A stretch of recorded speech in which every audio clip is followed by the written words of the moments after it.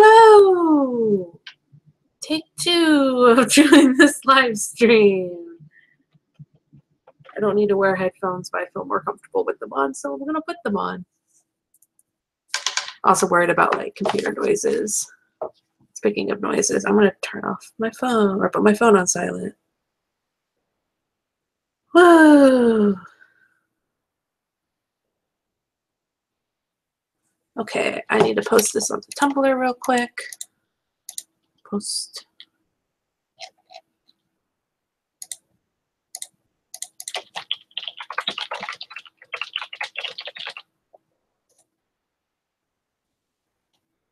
Okay. Hi, Ivan. I'm so glad you're here. I don't know how many people are going to be able to make it to this one. I hope as many people who made it to the last one. We shall see.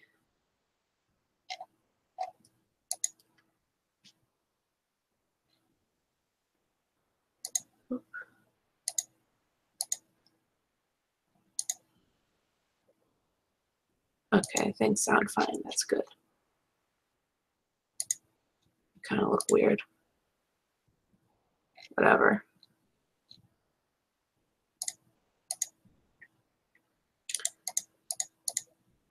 Since I know you weren't here last time, Ivan, I'm actually going to tell you the story with pictures of the one deck that got destroyed. I know I've told you the story, but you haven't seen the actual deck, I don't believe. So I have the Shakespeare Oracle, which is misleading because it's not an Oracle deck, it's a tarot deck. And it's actually quite, interesting because it's all pippish, but like all the pips have quotes.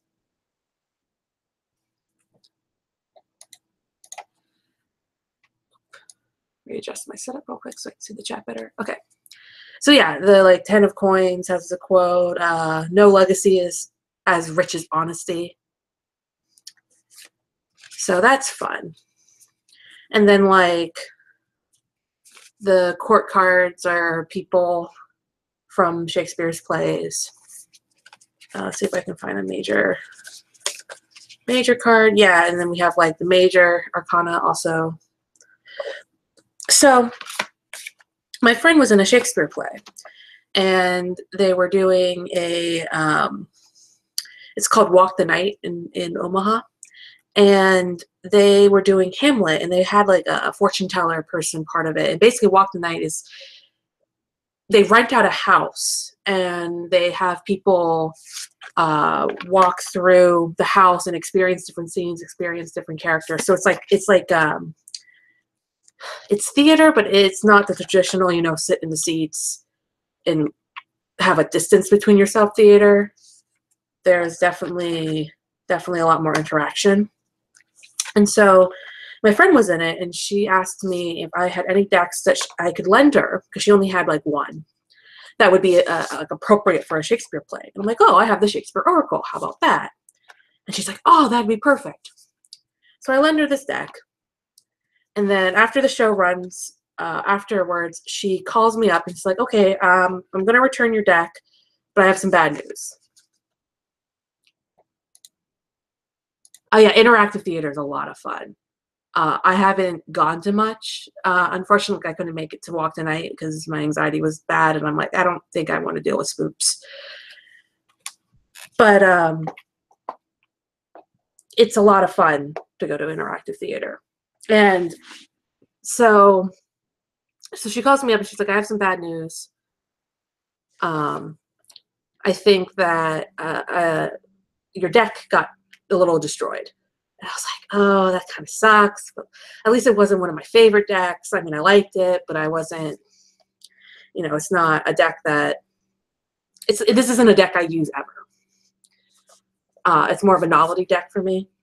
And got more novelty because she's like, yeah, the good news, though, is that you're going to find the card that got destroyed really hilarious. And so I come to her house, and she just holds up the tower. And I just burst out laughing because as it's like Tarot 101, tower means destruction. And it kind of seems, hi Maria, I'm glad you made it again. As you can kind of like, as I was kind of figuring out last time, it kind of just seems like someone crushed it like this. Because like the middle of it isn't as bent as like the sides. It's like someone crushed it like this. And so I have a destroyed tower now. And I feel like the person who was using the deck got really into the role of like describing the card. It's like destruction. I can see it. I can see it.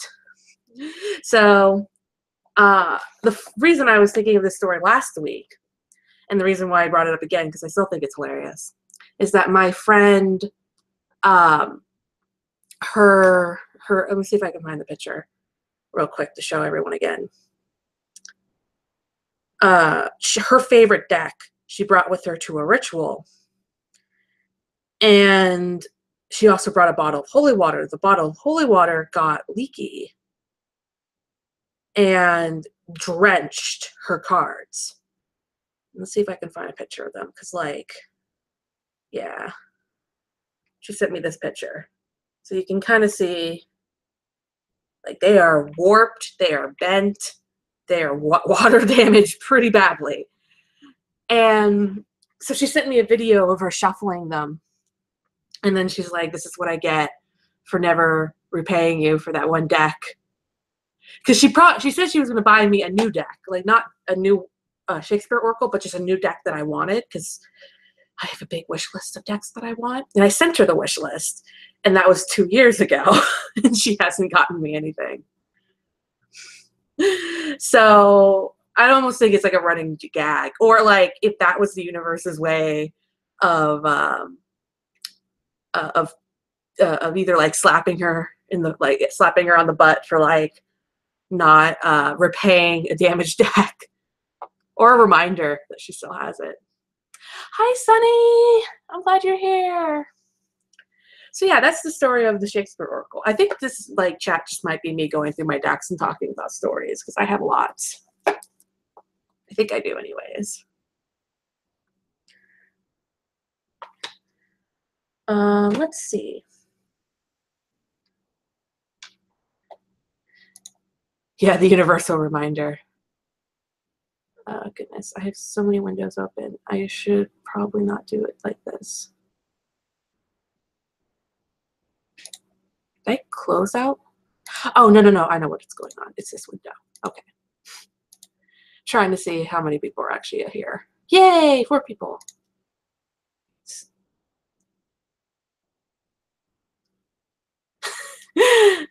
Aw, it's okay, Sunny. It highlighted in my heart. Okay, so this is a fun deck. The Celtic Messages by Joel Taylor. I really like that I came across this deck. I actually came across it on the Witch Exchange. Someone was selling it for like $30. And then I looked it up on Amazon and I saw it was selling for like $60. And I'm like, oh, that's cheaper. So I saved up some money and then I got it. So it's a circular deck, which I've always wanted one, but the ones that I know of are kind of like, I know one that's like very vagina centric. But this is not. This is like pretty Celtic imagery, symbols. I do dislike how the Morrigan is like in such a negative light, but at the same time, the Morrigan's like, you kind of should be wary of the Morrigan. Like, she doesn't come usually at good times in stories, but so this deck's a lot of fun because the cards, it's the only deck I really read with positions in mind, because the way the cards can turn really can inform a reading. And I actually got one once. I think it was the Morrigan, and oh, can I find the card? It was like the Chariot. Do I never get to see? Anyways, Trying to find a good example.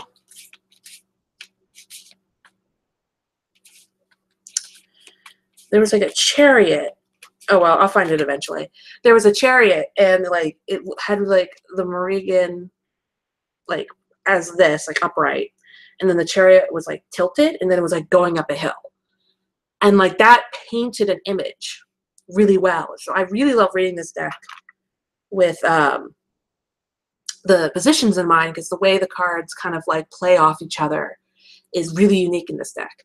Also, we have my boy Cuchulainn, who I love Cuchulainn. I mean, I know a lot of people kind of hate him because he's kind of chauvinistic and cocky, but he's a lot of fun. He's basically like Fall Out Boy's like songs champion, like incarnate. And so if you can take that kind of ego, he's a lot of fun.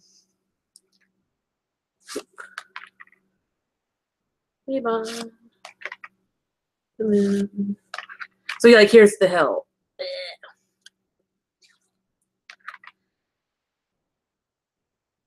Maria, the chat from there's a little bit of delay on how my video. So like it takes like about 30 seconds for what I say to get relayed onto YouTube. So there's a little bit of a lag.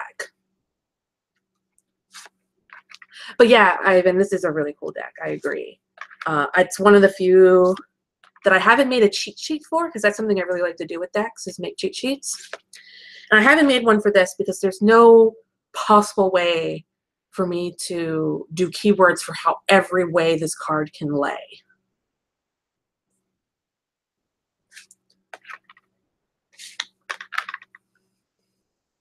Here we go, Boudica. See, on the chariot. And so do I have the, oh, whatever. It is also very Celtic, and I'm a Gaelic polytheist. And while there are some images, and like Boudica, for example, is a good example of like she's not a Gaelic entity, and so I don't really work with her very much. But she's still very important, I think, and I like to know the adjacent cultures. The Maria, so the chat, I think I explained it. Oh, the tea leaf fortune cards. Yes, I know it's also a circular deck, and it's on my wish list. I have so many decks on my wish list, but that is one of them. And it's one of those decks that I constantly want to get, and then I constantly forget about. Does anyone want a reading with the Celtic messages before I put them away?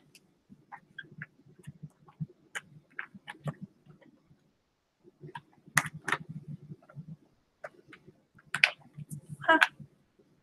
Cards are like popping out. I feel like they want to be read. Also, everyone always asks me this when I show the deck. It is easy to shuffle, as long as you're careful, I guess.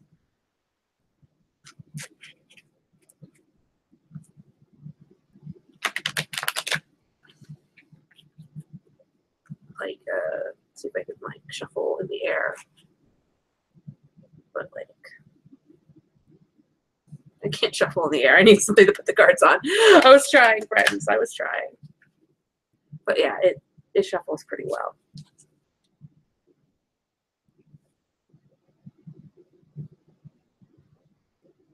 Oh, your video wasn't on live, Maria? Okay.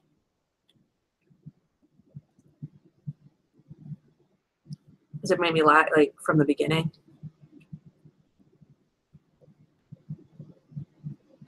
Hey, Blind Bard.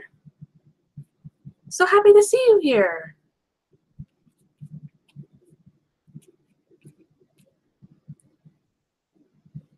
So I'm gonna put this deck away for right now.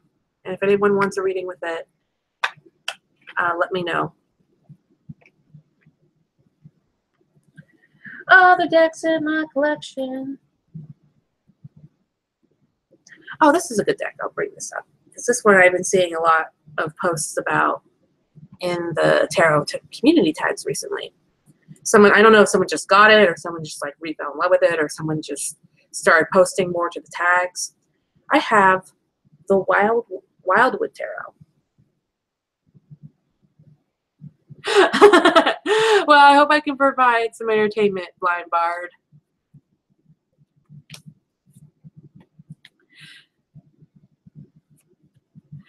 Oh, I pulled a really good card, like the Wheel. This is probably as closest to the Rider-Waite-Smith as it gets, is this card. I consider this partly an oracle because the creators behind this deck really twisted things up in terms of like combining major arcana cards, reimagining major arcana cards. And so it's called a tarot deck, but it's closer to an oracle. It's like tarot inspired. So yeah, like we have the King of Knight of Bows, the fox. And then this is the Guardian, which I think is supposed to be partly death and might also be partly the devil.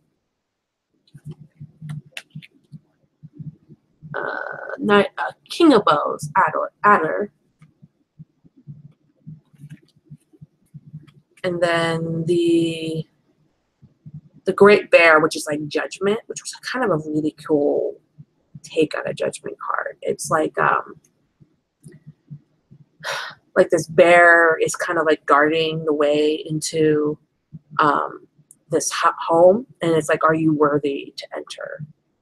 And I'm like, oh, that's kind of an interesting way of doing Judgment. Seven of Vessels, and they're all given keywords, which I really like, which is also more of an oracle style than a tarot style. But it's very nature-based. Oh, this doesn't kick your ass, Blind Bard. That's good. I love it too. I actually use it for a lot of deity work. Or I did until I kind of went into timeout corner, or I was trying to use this deck for paid Etsy readings, and my deities are like, nope, knock knock, we're coming instead. I'm like, no, this isn't about you.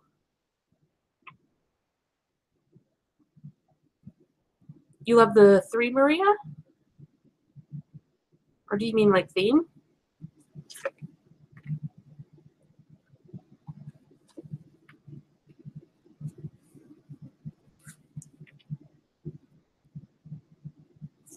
So yeah, and then this is the World Tree, is the World card, which is really pretty. I actually just noticed now that like it's different. Oh, 2 or 3 back. Okay. I love the different seasons shown in the card, the Labyrinth. Oh, let me see. Oh, the 3 of Arrows? This one?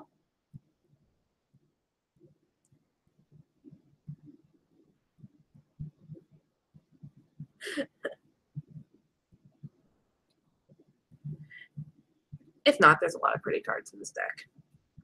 And then Blind Bard says Ohm set. That's like that.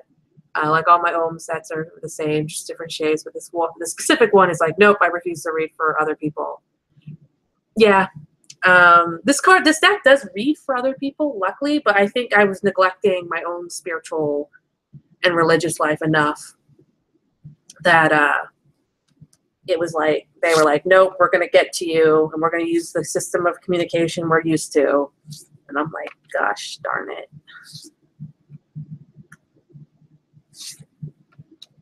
But yeah, it's a really pretty deck. If anyone wants a reading from this deck, since I have it out, because this live stream also involves free readings for people.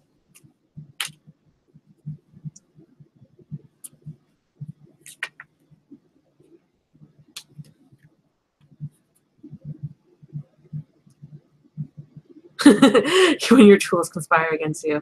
Maria, do you have a question, or do you just want a general reading?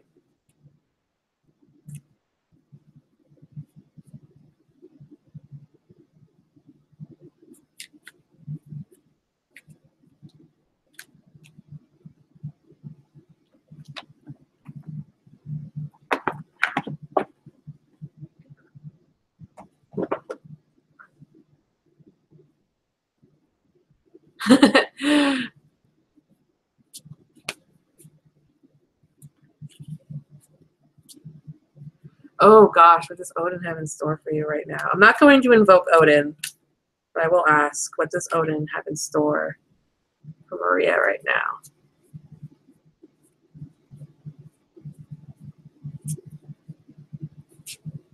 Oh, well, we got 4 vessels, boredom. Looks like he doesn't have a lot in plan for you right now. Yeah, I know not to invoke him. I'm very particular about Odin. Look, covering up one eye even. Anyway, so boredom. This is the 4 vessels, similar to the 4 of Cups. Let's see if I can get it to focus a little better. Yeah, so this person's just kind of waiting for the next step. So you can take this as either whatever's in stored for you isn't going to be, it's not a pressing matter, so just wait. Yeah, so it doesn't seem like there's much going on, at least presently, or at least what he wants to reveal, because he also doesn't always like to let people know what's going on.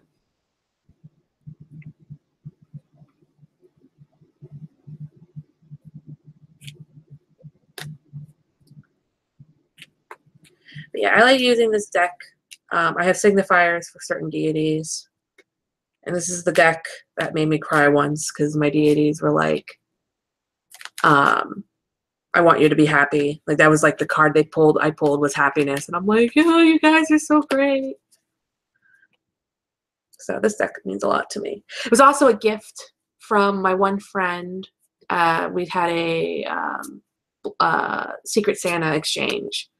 And it took them like until March to send me this deck. But I'm really glad they did. And then the deck bag I have is also a gift from a friend. Because I was complaining about not having any deck bags. And my one friend's like, I got you. And I'm like, oh. So this is a deck wrapped up in love. A deck not wrapped up in love that I love it dearly is the Justice League Tarot, which came with a really nice bag. This deck is so brutal. I hardly ever read with it because I don't like getting my butt handed to me on that much of an occasion.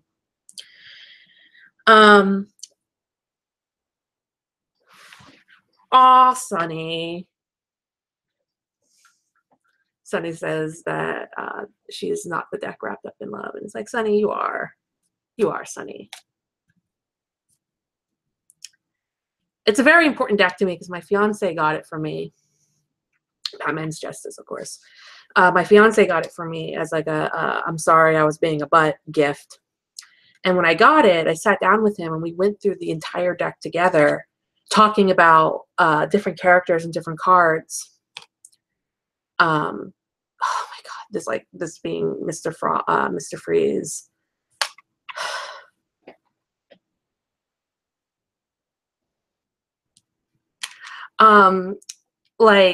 Like 5 of Cups is a good example of. So 5 of Cups is usually like bad stuff happens, but there's a bright side to things. And then we have Mr. Freeze crying over his in Stasis' wife, who if she leaves Stasis will die, but can't be. But like so, he's trying to save her. It's like that's not a minor like spilled cup. That's drastic. That's sad. This is this ultimate sadness of this card. So I'm not exactly sure what's going on with Ten of Swords. I don't know much about Boomerang or Dr. Boomerang or whatever. I forget what his name is. He's a Flash villain. I'm not so familiar. And then Damien, I don't care about. Lanterns, more lanterns. 5 of Pentacles being Swamp Thing is also just kind of sad.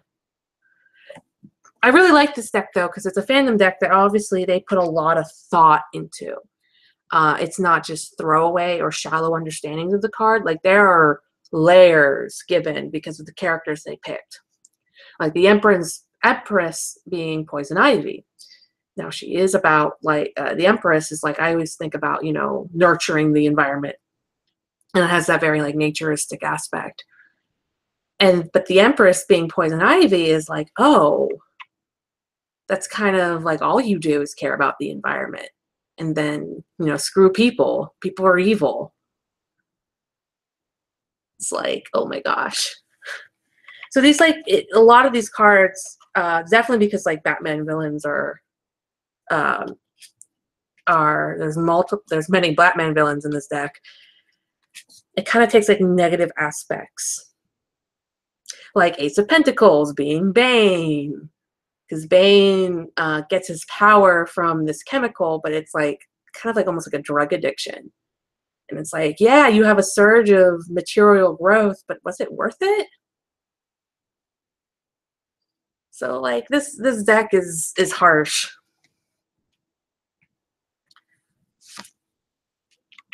Seven of Pentacles being that, oh my god, like Seven of Pentacles is like waiting for your plan to come to fruition. Like you're waiting. And like this is Slade manipulating Tara.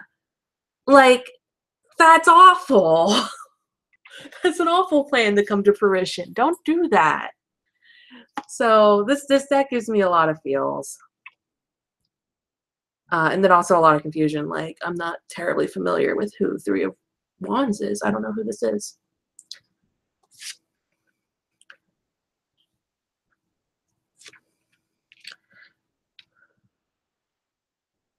Kitara. But yeah, Maria, if you want a reading with this deck, I can pull one card for you or anyone else who wants one. I haven't done much readings with this deck with other people, so be warned. It's gonna be like part fandom, part just what I know from tarot.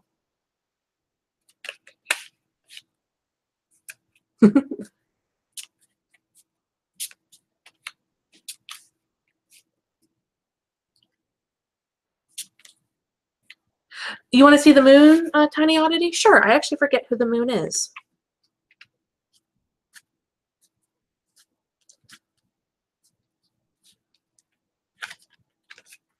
Moon.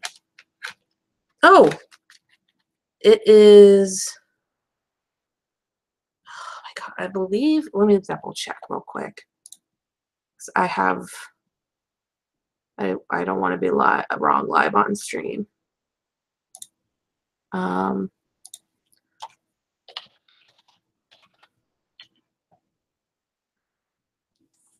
believe this is Black. Yeah, Black Adam. Okay, it's like making sure because I was thinking she's Captain Marvel, but that's not. Captain Marvel's this is the son. So this is a good character. Like I don't know much about Black Adam. But my fiance and I remember me and my fiance talking about it, and it made sense to him. This is a deck where my fiance knows nothing about tarot, but he could read this deck really well because of how closely. Oh, you're welcome, Tiny Odd Bird. Oh my gosh, I can read. Because they do such a good job with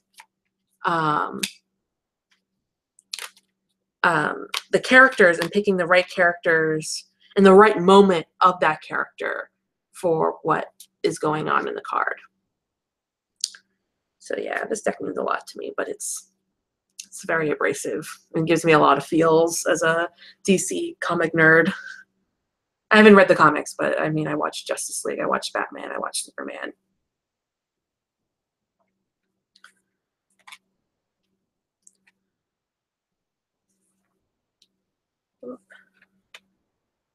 And then the bag's just like slightly too small to get, like it's just the right size, this bag.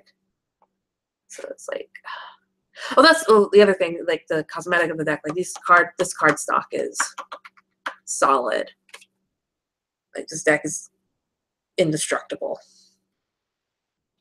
as far as I'm concerned. Tiny Oddbird, I have not watched Gotham, but I heard mixed things. I've seen people be like, this is the greatest and this is the worst.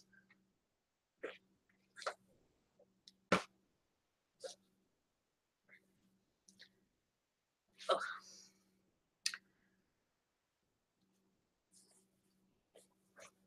All right, I'm going to dive into my suitcase of divination goods and find something. Oh, okay, I'll grab this. So I think people, if you watched my YouTube, I talked about how like the Wild Unknown, the box that came with it, was really sturdy, and I'm like, oh, I need to find a use for it. I did. Oh, I'll have to give it a shot then, Tiny Oddbird, if you think it's really great. Gotham, that is. I have converted this box to being my box for my Oracle stones, which I need to fix because the last time I read with them, one of my stones broke. So that was a really bad omen for who I was reading for. And I feel really bad for them. And I should check in on them. I should make sure that everything's okay. It's been a little while. But, oh yeah, there's a character length on the comments, Blind Bard.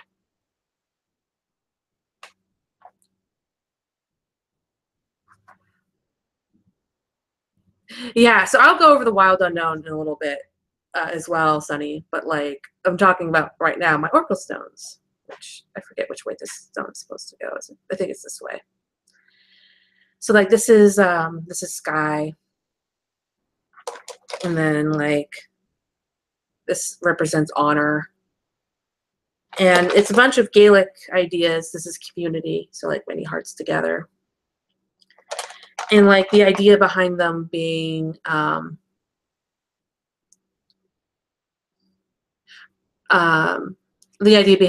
like, oh, Gaelic ideals in like stone form. And so what I do is I cast them onto this sheet. Oops. And like you can see there's 3 sections on the sheet.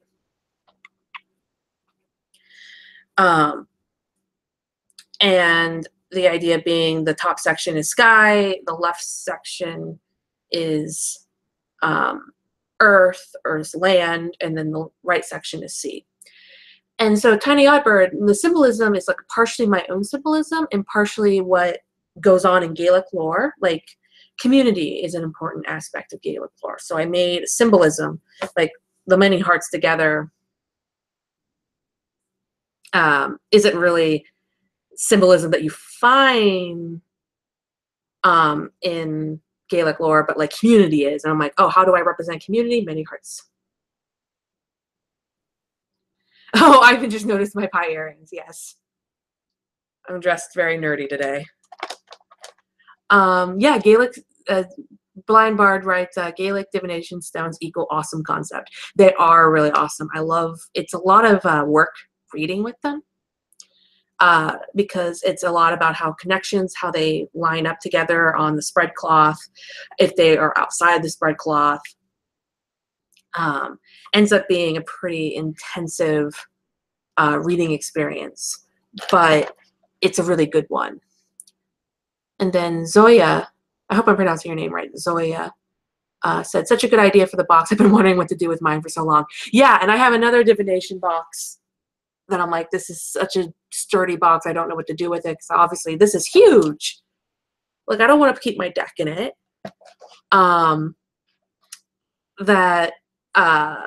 I have like D&D dice in the other box. So, and then like hearth or home, it's a little house. And the colors mean stuff too. Like colors, I forget how I organize it. Like yellow, silver, and black all mean different things. The Triskel, which is like balance. So it's a lot of fun reading with these. It's a lot of work, but I really enjoy it.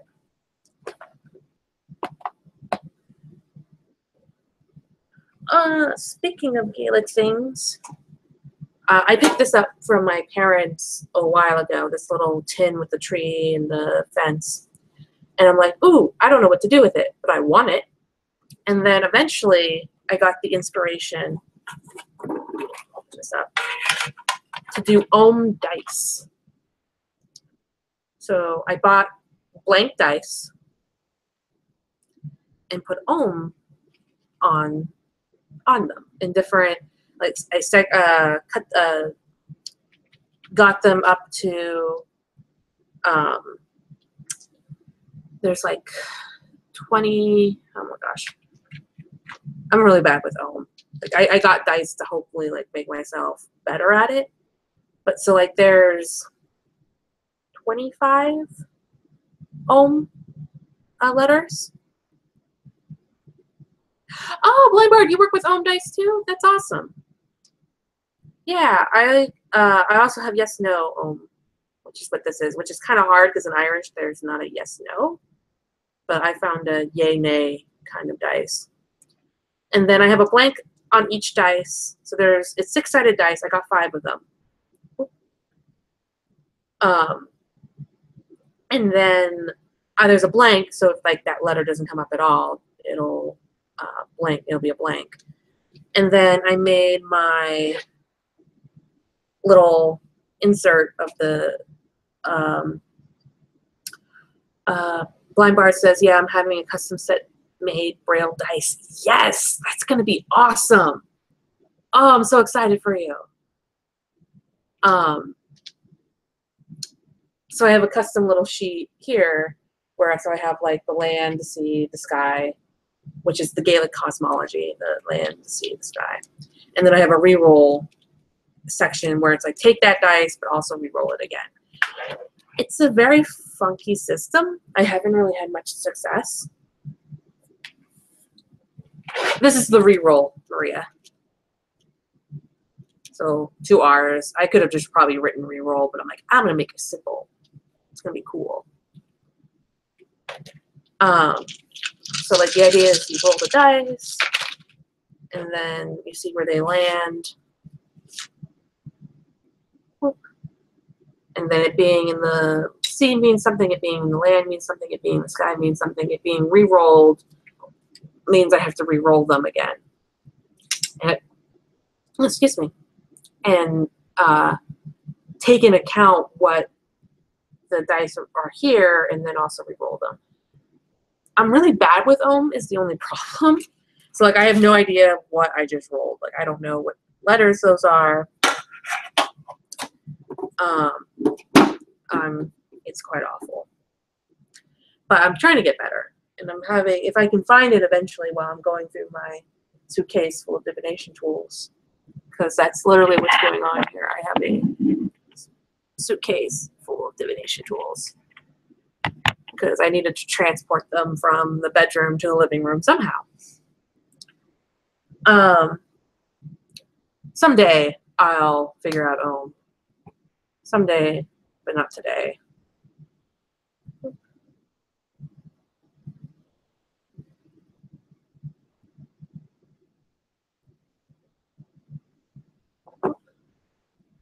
Oh, thank you. Yeah, it's awesome. It is an awesome suitcase. Yes, Ivan, you are the suitcase. Just a bunch of divination tools all stacked up in a trench coat.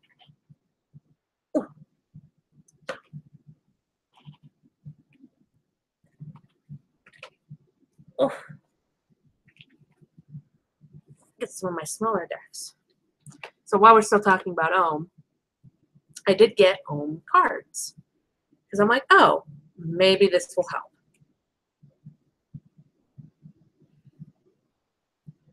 Oh, thanks for the condolences, Blind Bard. I'm glad that it is frustrating for other people as well. I think I need a book. It's probably I should get a better book, but at the same time, a lot of the scholarship on the books are really awful. And I just make up your own system and stick with it, and I will appreciate that. But everything based off Robert Graves kind of just grates me. But yeah, speaking of like the book for this was kind of trash, but the deck's really nice. So it's based off the tree lore of the Ohm staffs.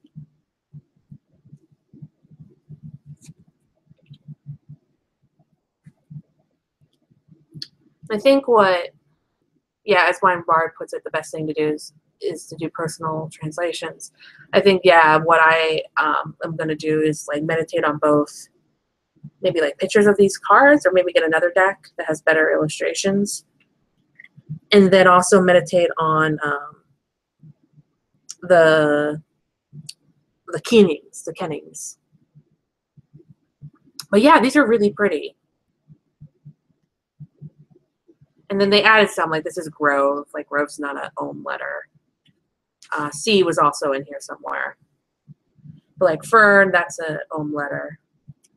I'm probably pronouncing that wrong. It's a fairly small deck too, like, which also makes me a little upset because I like big decks, so I cannot lie.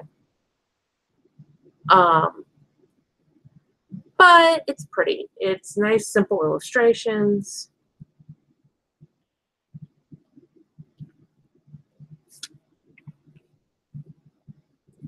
Doesn't do a lot of fluff, which is kind of nice. It's just like, this is a tree, this is a letter. So yeah, we have C here. Oh, thanks for all that advice, Bard. I will keep that in mind when I get back to doing my own studies. Oh, I guess I really shouldn't talk about Ohm without talking about my wooden staves. How do you pronounce that word? Oh. So yeah, we have a nice little wooden box that I painted myself, and I have some wooden staves in it. So this is all handmade, which I thought maybe making my own set would help me learn. Didn't help. But I would burn those myself, carve them myself.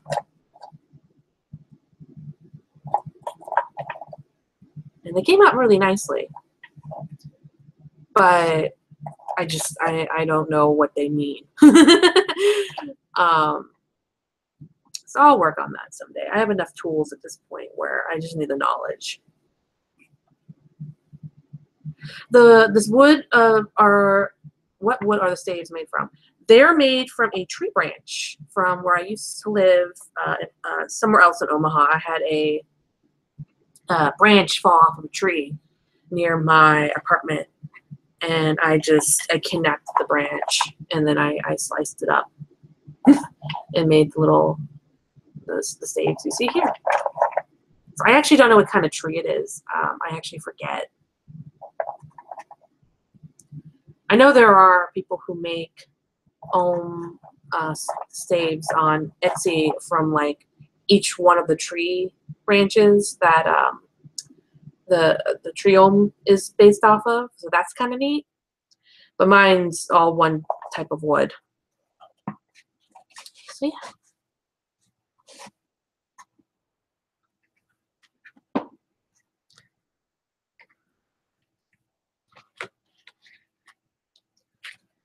Switching gears, I found this at a barn, at a Half Price Books. It is the Fatima Oracle cards. The well-known Marian apprehensions inspired the theme of this rare and beautiful period deck. So this is a really weird deck. It kind of reminds me of Lenormand. In that it's just like stark images. Like this is the knight. We have the key. Bunch of different deck.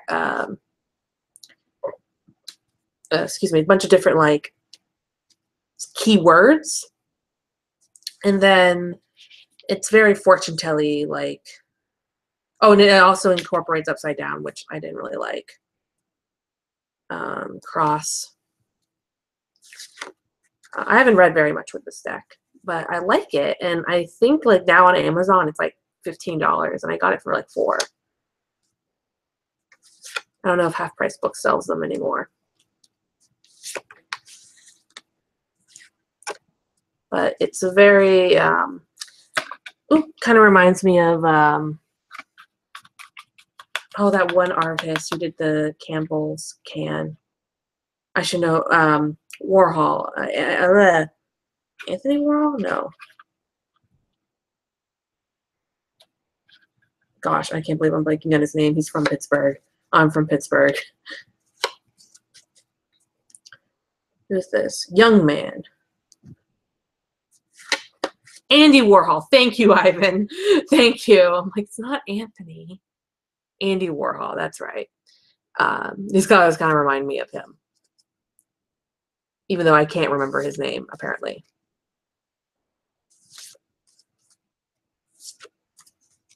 But, like, if anyone wants a reading with it, like, I can pull what the,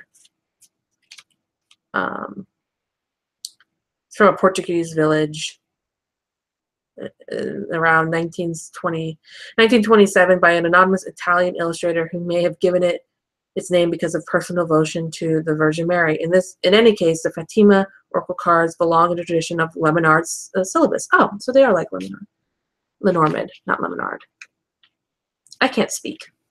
I read a lot of these words and then I never hear them said. So, like, I'll ask a question, actually, because I'm curious how these read. I haven't read with them in a while. How do you think my live stream is going, cards?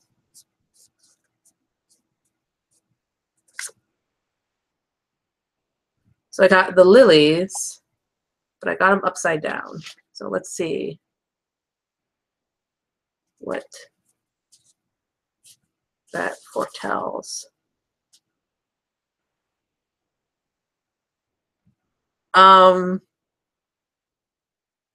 Apparently lust, or like the opposite of innocence.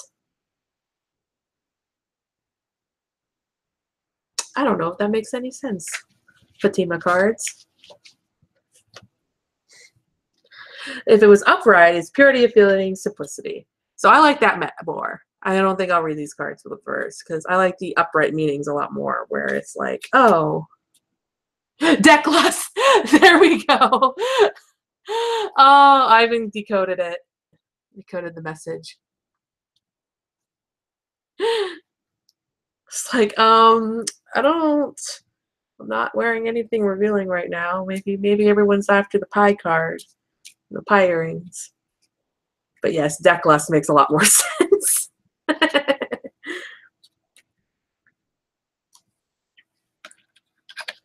The other deck that I bought with this one when I was at Half Price Books.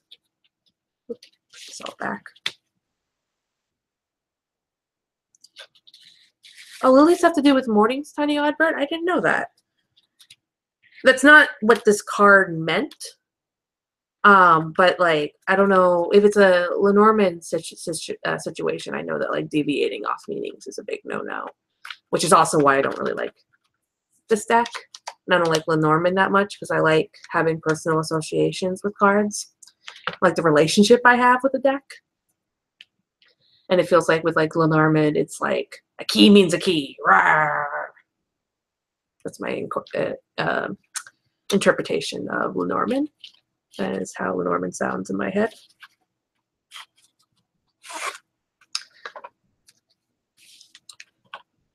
So I also picked up this number deck, which I remember I was showing Ivan at one point because I'm like, oh, I remember it being hideous, but this is actually not bad. It's pretty simplistic.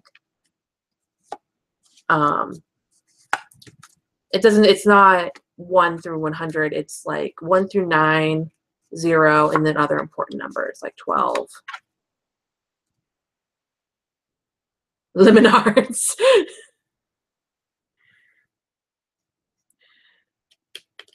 I appreciate you, Tiny Oddbird. I appreciate you a lot. So this is a deck. I don't know what I should look at the book. what it is. Magic, it's the, I should probably say what the name of the deck is, not just the number deck. Magic of Numbers Oracle. It'll focus on the name. And it's very simplistic in its imagery. And I guess it's based off Pythagoras, which is a little worrisome because that guy was a little bit of a he was worrisome. He was worrisome.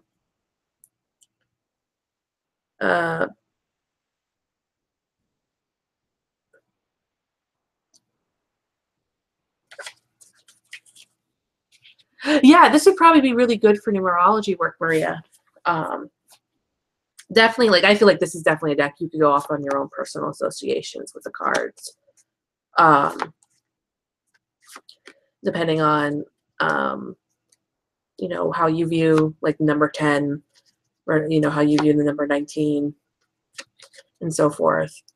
Or how you know numerology to work.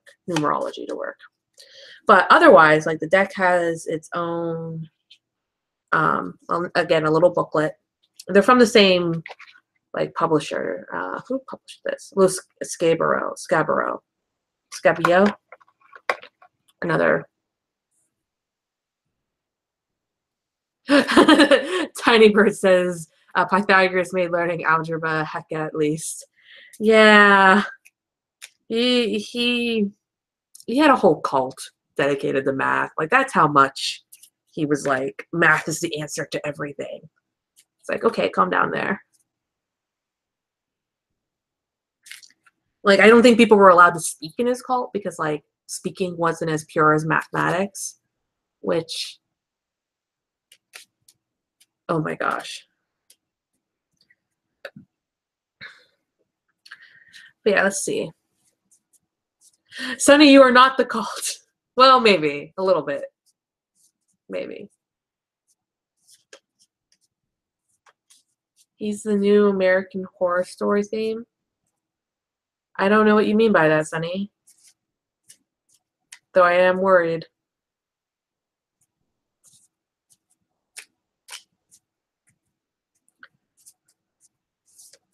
Let's see. That's another good question I can ask this deck.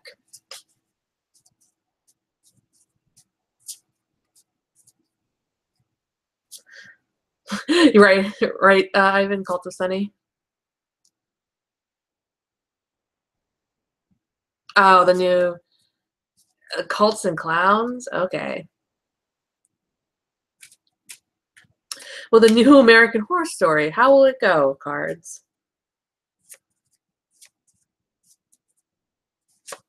Oh, well, I got 1,000. So let's see what the deck says about 1,000. Oh, peace, serenity, good administration, discipline, traditionalism. So this sounds like apparently they're going to stick the formula and make a good show. I don't know. I don't watch American Horror Story. But apparently it's going to be good for the fans. You heard it here first.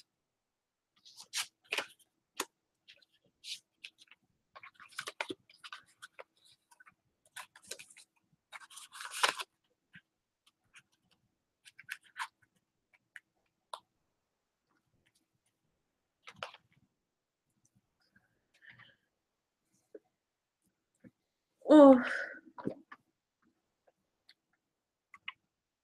So, more decks, because I have a bunch. And I'm going to keep going through them. I haven't used this one in a while, but Wisdom of the Oracle by Colleen Baron Reed. Colette Baron Reed.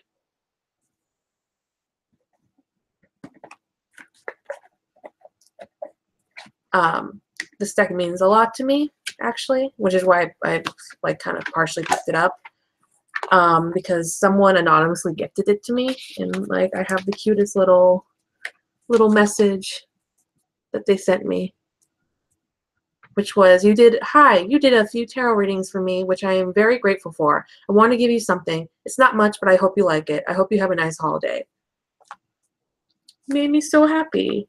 And so I have the little note in the deck, and it's a really gorgeous deck. Well, I feel like this art's that, I should say. Um, of like people and like surrealism. What's this? Fork in the Road. I think this was Colette Baron Reed's first deck. Now the only problem is like I don't click with this deck very well, but it was a gift, so I refuse to get rid of it. It makes me really happy having it. Anytime I see it, it just reminds me that someone really appreciated what I did for them. So if you're out there, a non-person reading this, I do appreciate your deck. I refuse to get rid of it.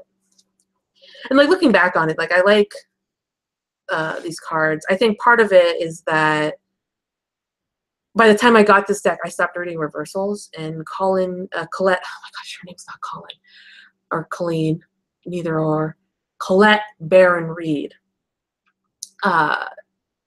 is all about reversals, and it's very hard to read the cards without them, I find. So, like, I struggled a little bit reading this deck, going back to it, which is funny because I started off my tarot journey with a Colette Baron Reed deck. I started off on the Enchanted Map Oracle. And here, while I'm talking about this deck, I'm going to bring out that deck. I will, I think. Where is it? There it is. So right away, I'm just going to point out, like, this deck has seen wear and tear because I used the crap out of this deck. This was my go-to deck for everything. And I really gravitated towards it because there wasn't a whole community of people that I knew of anyways, excuse me, who read with these cards and who would then tell me I was wrong. Oh, how dare you read the Dragon's Lair that way? Oh, sorry, One Ring Circus. And so this deck means a lot to me because it helped me build up my intuitive sense. It helped me build up my confidence. It helped me really figure out what like reading tarot and like reading cards in general is like. And then I was able to move to tarot where I'm like, oh, I can deviate off of what people think the High Priestess should mean.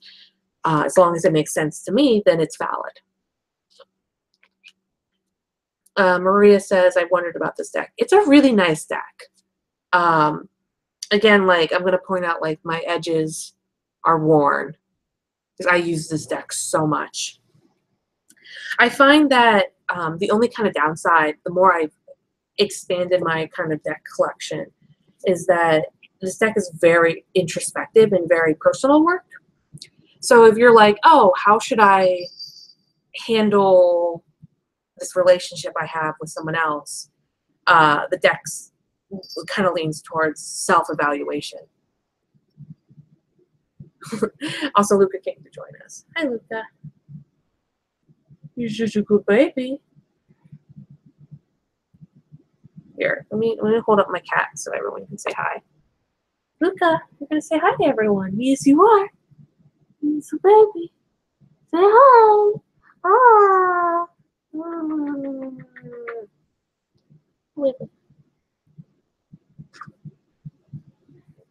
She's like, whatever. But like, she's such a good kitty. She's all hanging out with my divination tools. But you can kind of see like the difference between this deck, which was used a lot, and this deck, which was hardly ever used.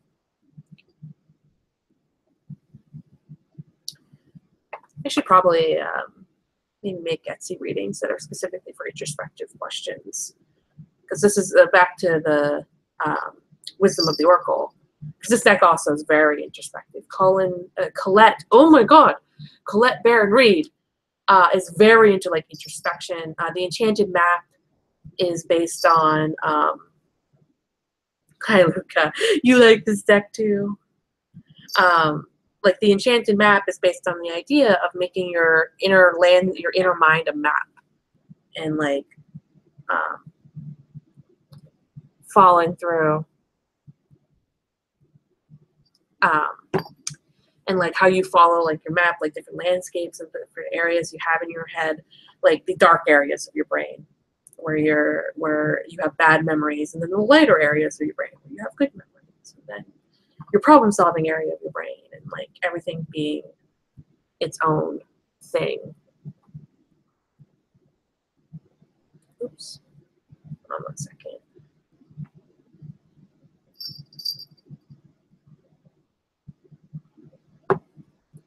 Luca. Can't see her, but she's cuddling all my divination supplies that I've taken out so far. You're such a good baby.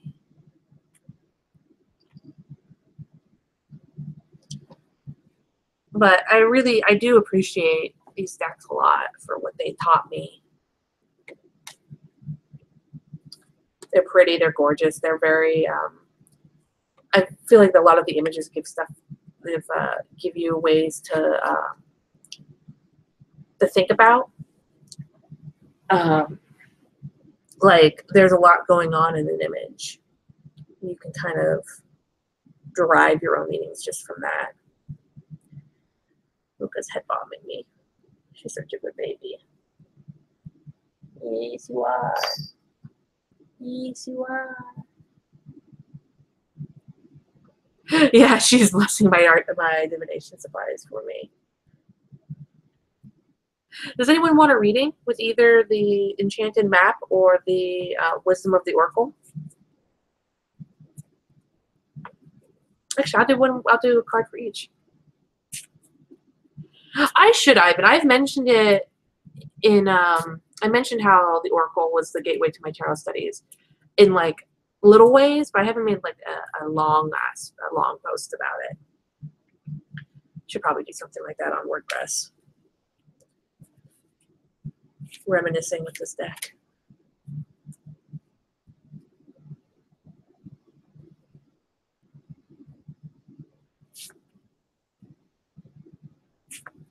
I also like them because they're big. Okay, Blind Bar, do you have a question?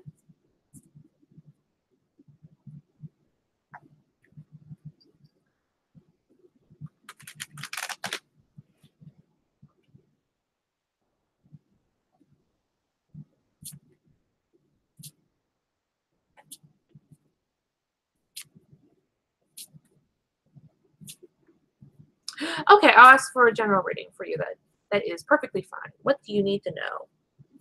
Is usually what I go for when people don't have questions.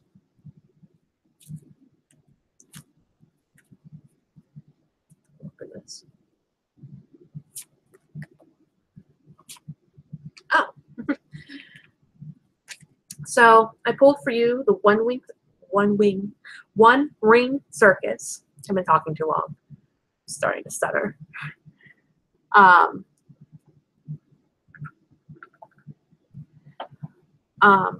So One Ring Circus is upright, is a very positive card. It can mean that you are in charge, you are taking control, you are, from what I remember of this card, like you are, one-man circus is kind of another way to look at it. Like you are having all the balls up in the air and you're juggling everything, but you're doing fine because of it. Like it is a good sign. Just make sure you don't tire yourself out. Make sure that you don't overextend yourself, and remember that you can delegate. Let me double check because I have not read with this deck in forever. I'm going to check real quick if there was anything else. I definitely get the reversed and upright confused a lot. Yeah. So yeah, upright is definitely like independence is your friend right now. And allow yourself to be in control of all the balls you have kind of floating in the air. I hope that makes sense.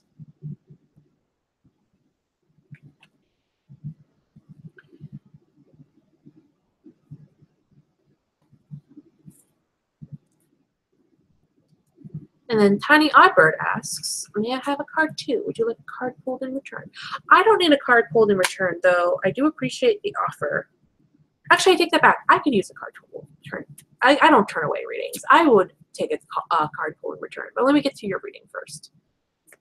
So, do you have a question, Tiny Oddbird?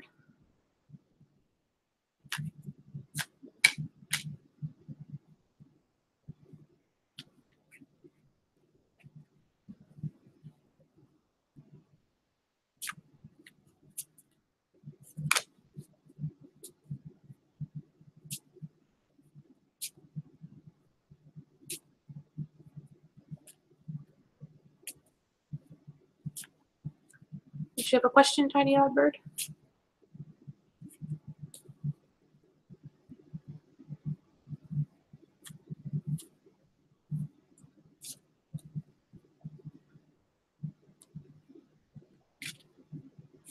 General? Okay.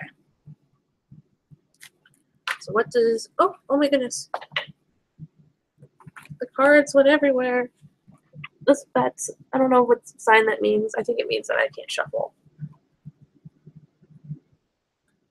Okay, I'll press it upright.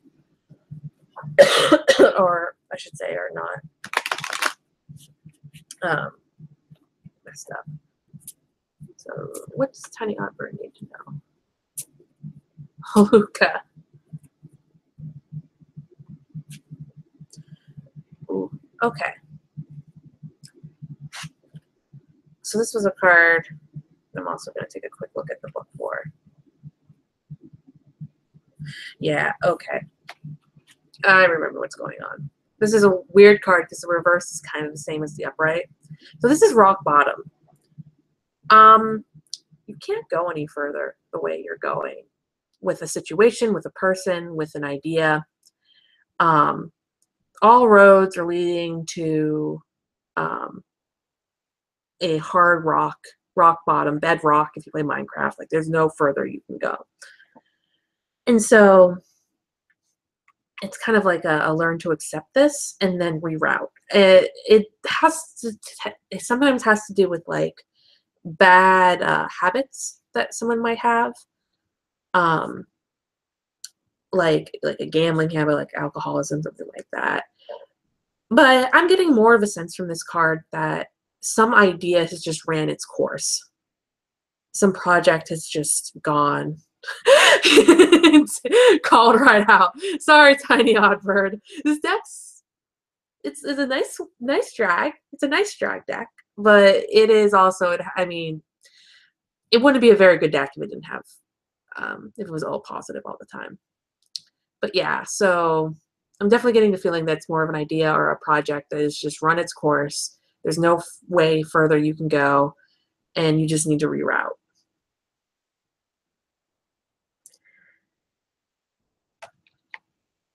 I wish you luck. Luca wishes you luck too. Keeping all purrs.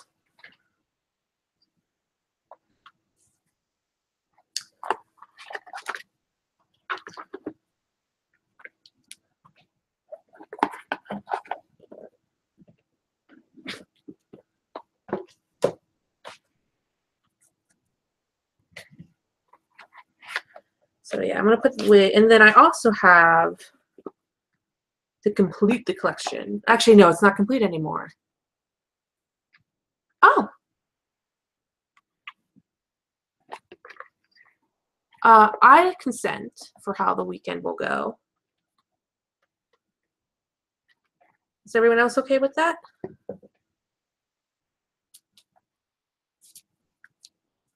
Well, people are answering. I think I'm actually going to grab my other Colette Baron Reed deck.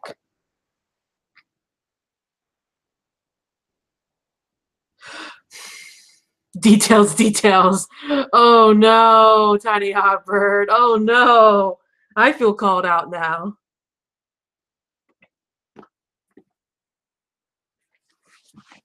Because I'm definitely not paying attention to some details that I probably should be.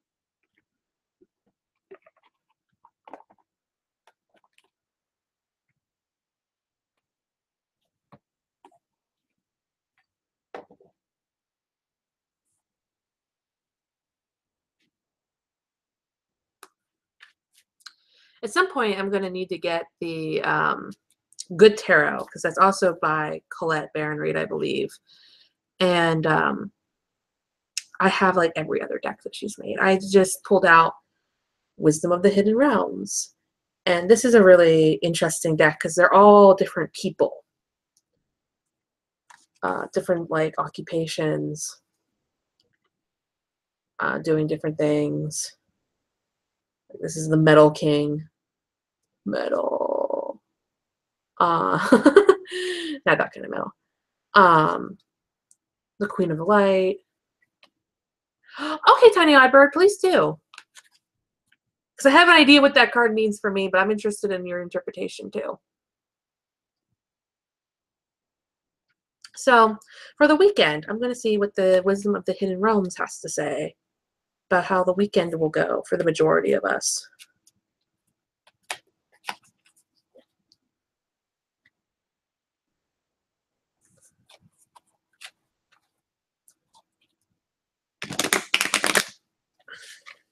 What's interesting about Wisdom of the Hidden Realm also is that there's, it's not upright reversed, it's Ally Challenger. So, let's see who we get and in what position. Oh! I like this card. I mean, if you know me, you know why, because it's Mermaid. The River Queen. Letting go, flow, natural movement. So this weekend I think is going to be pretty easy going for most of us. It'll probably be, as long as we're not trying to upset the status quo in any way, I think as long as it's like going with the flow, going with what's going on, going with the energy of the situations.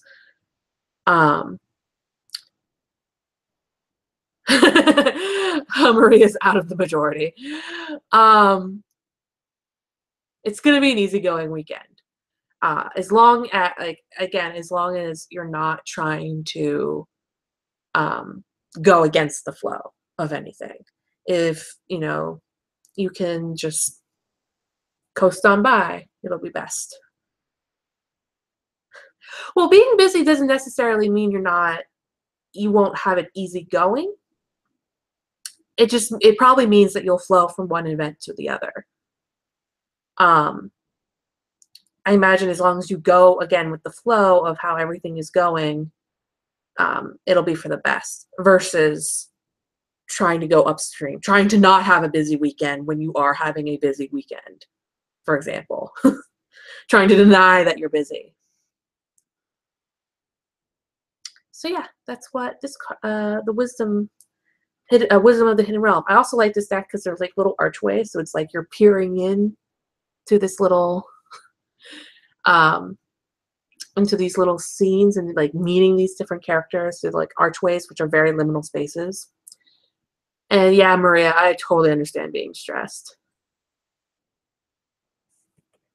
but it'll be fine. It'll all be fine eventually. Oh, Luca's abandoning us. Bye, Luca.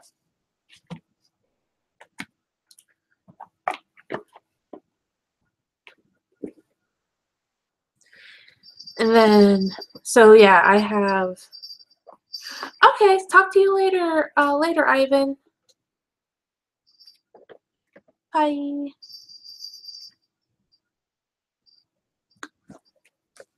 So yeah, I think this is all the decks that Colette Baron-Reid made before the Good Tarot. I'm trying to think of any other decks that she has.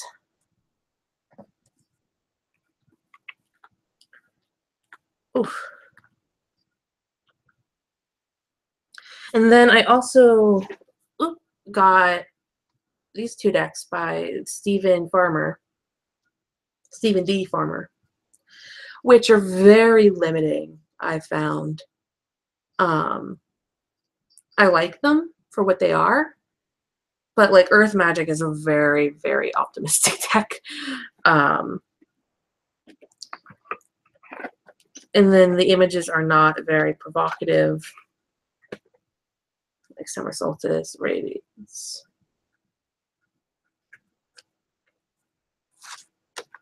But this deck is really nice. I use it for a landscape reading of like seeing what's on the horizon, what's coming, what's going. Like the DNA card.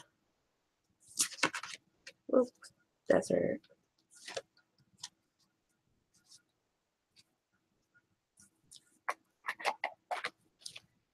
Yeah, it's a very simplistic deck. And then I love the texture of this box and the texture of these cards. But this is also just a very, I don't use this deck very often. I've been meaning to do more of it, but like Kiwi, Platypus. These cards are more better for one card draws, I think is probably what I would say. Like I don't think I could do a full spread with them. Doggy. Penguin. Manatee. But I don't know how to like illustrate the texture of these cards because they're like rigid, like ribbed, if you will. They're fun. Snow leopard, tortoise, humpback whale. Which I think there's 2 whale cards in this. Guy likes whales. Falcon. Oh, I forgot there was unicorn. It's like all these real animals and then all of a sudden unicorn. But I've been thinking of doing a spread for my shop using this deck, which would be message from your spirit guide.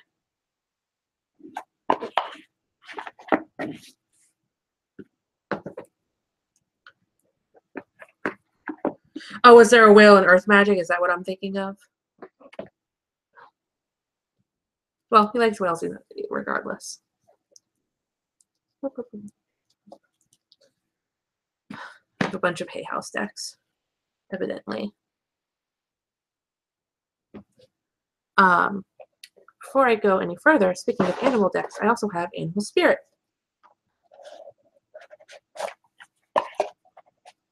which is a really interesting deck. It's a lot different than the messages from your Animal Spirit guide, which is what I just showed. It's like obviously it's by the same creators who did the Wild Unknown, so you have like these kind of black and white inky drawings. There's no subtitles or phrases, but I really like this deck. I was using it for a divination challenge this month, trying to get more familiar with it, because I find that while I can, you know, like what do I think of when I think of a gazelle? It matches up with the meaning of the cards, but I'm not like looking at this card thinking what the image is just showing me, if that makes sense. And then there's a shark, which is the reason I got this deck. Because yes, butterfly, bat. So yeah, I've been thinking of also combining this deck because it works really well with the Wild Unknown, which I will also bring out for those who aren't familiar with the Wild Unknown. And the backs are similar too. Like this is the Animal Spirit. Let's see if we can. It's white and silver, and then this is black and white.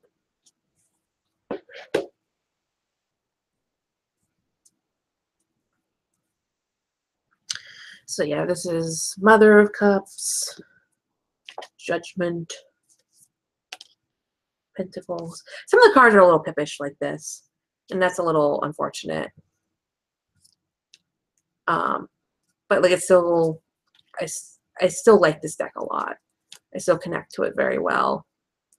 I still plan on reading for it when I go into being a shop reader, because I don't need to look up meanings for this deck at this point. The Hierophant, one of my favorite cards. Death.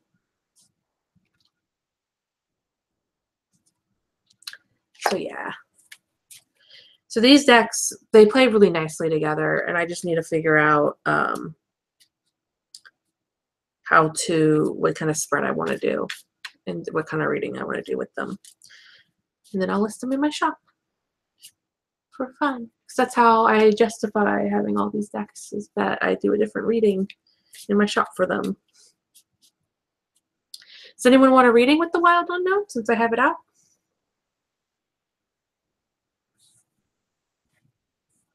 You know, I've done a few readings for everyone so far, but always worth asking.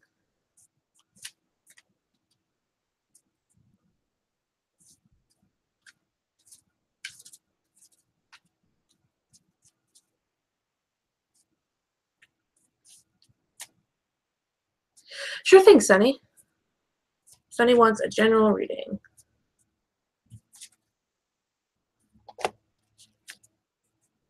Got a feel to pull 2 cards for you.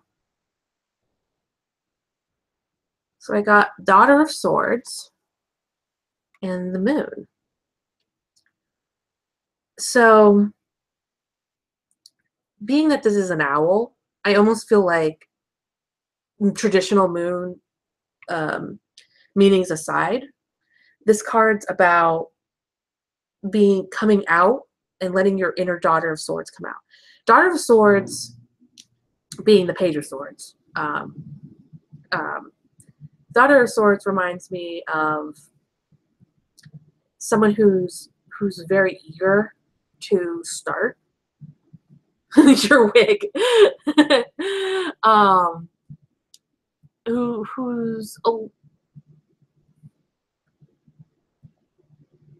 Who may be trying to grab onto something that's a little beyond them at the moment.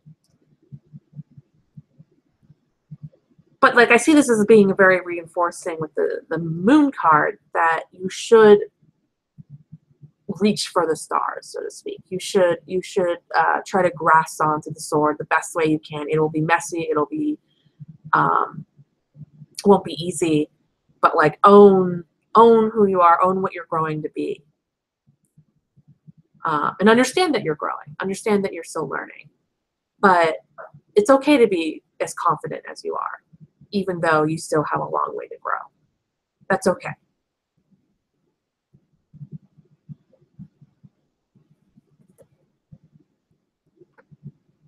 Hope that makes sense.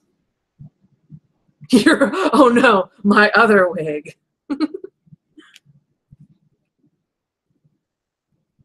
Sunny is fantastic, and I love you.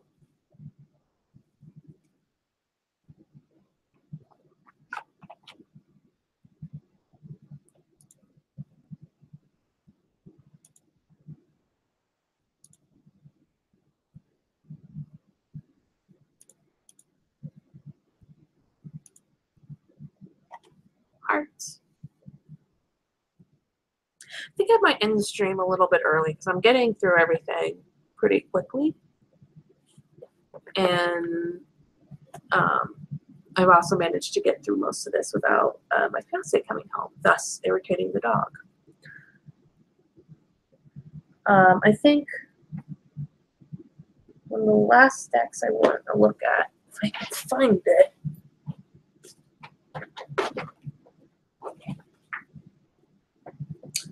Oh, grab you.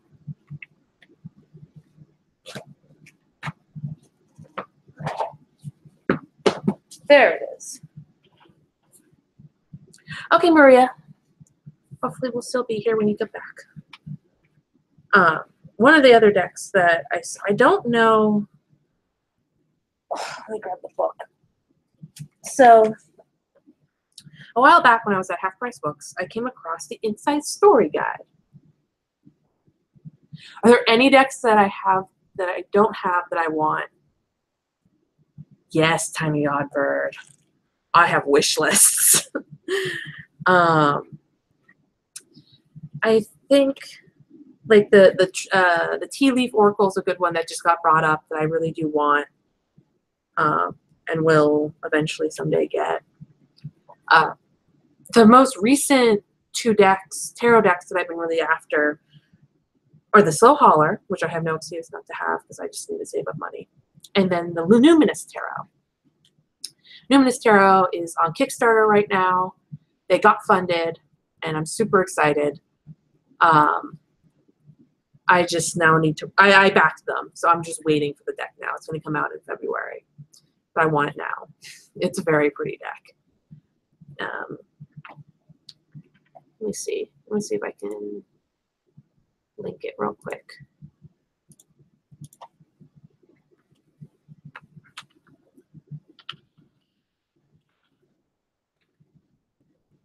Welcome back, Maria. So yeah, I'm linking in the chat the Luminous Tarot. It is a queer deck that features many types of different people of color, and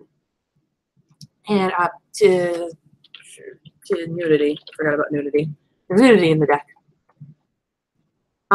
The creator of the deck reimagined the court cards, so it's the Mystic, the Creator, the Explorer, the Dreamer, the King, the Queen, the Knight, the Page, and I really like that. And it is very awesome.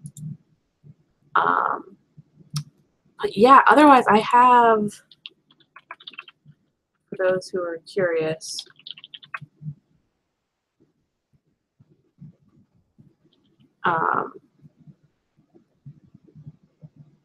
let's see if I have like so many wish lists. Oh, I just want to get the new deck of cards that someone made, the Oracle of Legend, which is on my wish list as well, because I know the person who created these cards.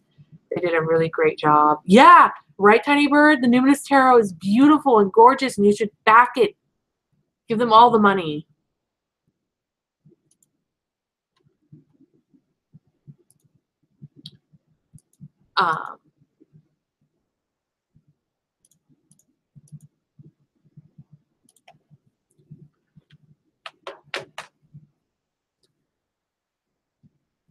So I did want to talk about this deck because I think it's very interesting, because I don't know if it's meant to be a divination deck.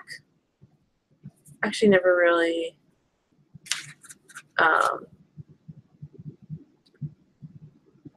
guess it's kind of divination. It's kind of what Colette Baron Reid was doing with the Enchanted Map, which is like plotting out the landscape of your mind.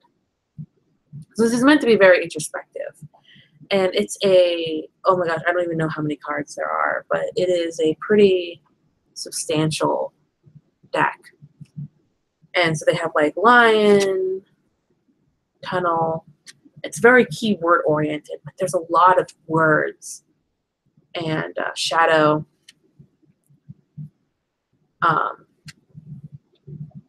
And I find this deck really interesting because I just think it's interesting that it's kind of like tricking people into doing divination, because it wasn't found in the metaphysical section of the shop. It's very woo though. It's very like connect to your inner landscape, connect to your inner story. And I found it really works with like ancestor work, because my ancestors might not be people who understand divination, but they understand these keywords. So this is a fun deck. I need to do more with it because I've been thinking about it more recently. It came with a nice little purple bag.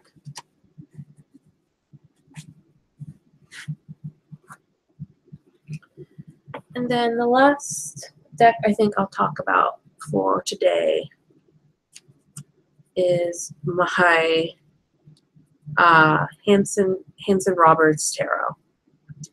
This is beat up. I've had it since it's like almost been 10 years now. I've had this deck for a while. It was my first tarot deck before the Enchanted Map, before anything. And I got it in like a tarot kit, and I adored it. The deck I had, well, I don't think it was my very first deck. My very first deck was the Marcellus deck, or Marcellus, the really ugly one, the one, the one that was like before Rider-Waite, and it's like really pippish, and I did not connect with it. I still have the book that I got with that deck,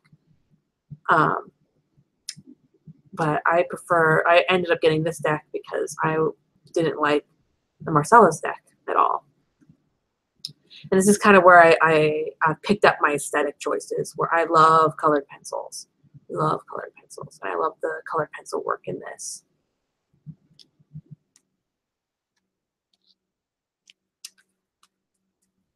But yeah, so this is, I don't read much with this deck anymore, but like I taped a 4-leaf clover to the back to like charge the deck, because I was in that phase of my life where I thought decks always should be charged. It's taped to try to keep it together. But it's mine. It's my deck.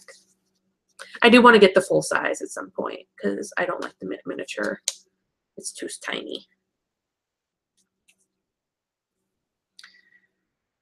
But I think I might end early, just because I think I got through everything really that I wanted to talk about. And I've done readings for multiple people. If anyone wants another reading, ask away, and I will grab a deck because I have many choices right now in front of me.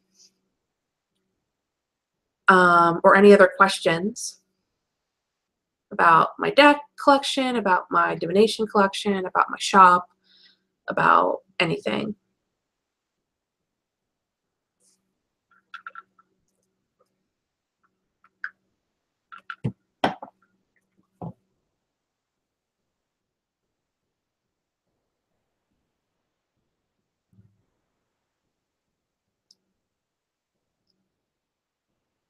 Oop, so take notifications up.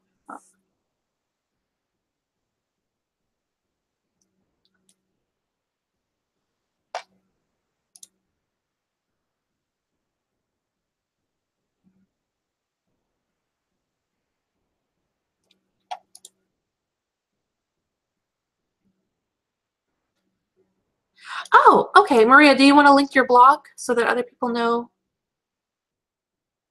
Oh, thank you, Tiny Oddbird. I really appreciate that. I really like doing readings for other people. And Maria, you have permission to link your blog.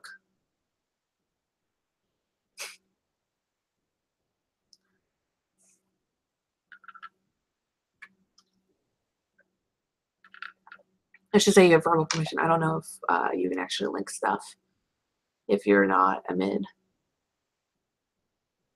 Okay, so if anyone else wants readings, head over to Bells and Spells. I'm actually going to load that up now because I will definitely take you up.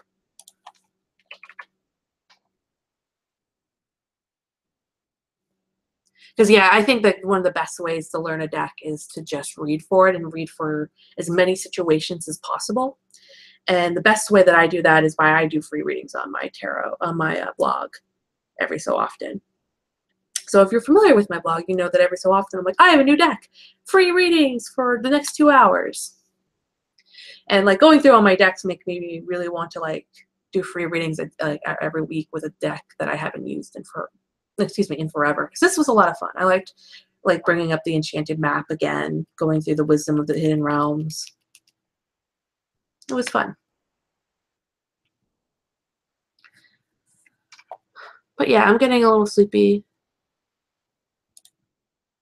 Oh, you lost the book for Shapeshifter? Oh no. But yeah, this was fun. I really enjoyed talking with all of you. I really enjoyed the stream. I hope you have a nice, wonderful evening. And I hope you, for people who are watching this perhaps later, I hope you have a nice morning, evening, or whatever. Thanks, everybody. Bye.